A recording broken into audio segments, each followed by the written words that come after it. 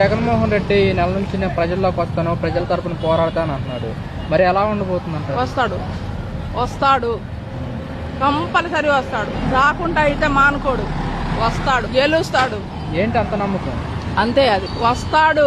పులిలాగా సింహంలాగా వస్తాడు, సింగల్గానే వస్తాడు. కాదమ్మా, మరి ఇప్పుడు ఈ ముగ్గురు కలిసి పోటీ చేసినా కానీ జగన్మోహన్ రెడ్డి ఒక్కడే ఎందుకని సింగిల్ గా పోటీ చేశారు?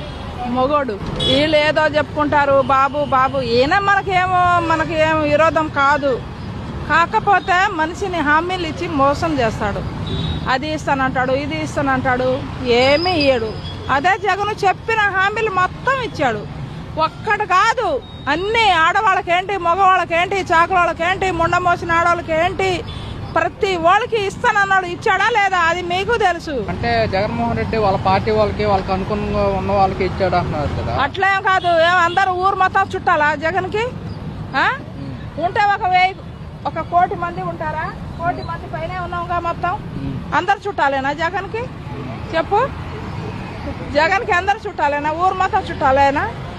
అందరూ మా అక్క చెల్లెలు, మా అవ్వ తాతలు అన్నట్టు నిజమే. మరి ఆయన చేసింది కరెక్టే. మా అవ్వ తాతలకి ఇంటికి పోయి పింఛన్ ఇచ్చాడు. ఇప్పుడు ఏంది, వారంటీ వాళ్ళకి అందరికీ తీసేసాడు. వారంటీ వాళ్ళు వచ్చి ఇంటికి వచ్చి మంచిగా ఏం కావాలవ్వా, ఏం కావాలి తాత, ఇగో పింఛన్ అని తలుపి కొట్టి ఇచ్చేవాళ్ళు. మరి ఇప్పుడు ఎవరు ఇస్తున్నారు నాన్న చెప్పు? ఇంటికి ఆడపడుచులకి 1500 ఇస్తానన్నాడు, 15,000 ఇస్తానన్నాడు. ఎవరికి ఇచ్చాడు?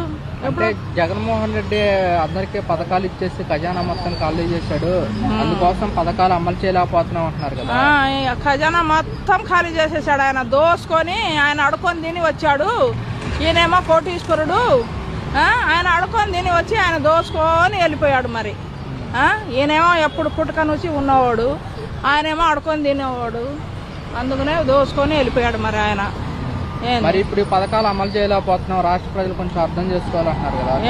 ఇంకేం అర్థం చేసుకోవాలి? నేను ఇవ్వనని ఆయన ఎప్పుడు ఇచ్చిన హామీగా. ఉన్నవాడికే సాయం చేస్తాడు బాబు గారు, లేనోడికి ఎవడికి చేయలు. మాలాంటి వాళ్ళకి ప్లాట్ఫారం మీద అమ్ముకోవడానికి కూడా గతి లేదు తెలుసా. ఏముంది, పొద్దున వస్తే 9, 8, 10 ఇంటి దాకా ఉంటున్నాం. కనీసం 200 రూపాయలు రాలేదు. నువ్వు స్టోర్ బియ్యం ఇస్తున్నావు దేనికయ్యా? ఎవరు తింటున్నారు ఈ రోజుల్లో?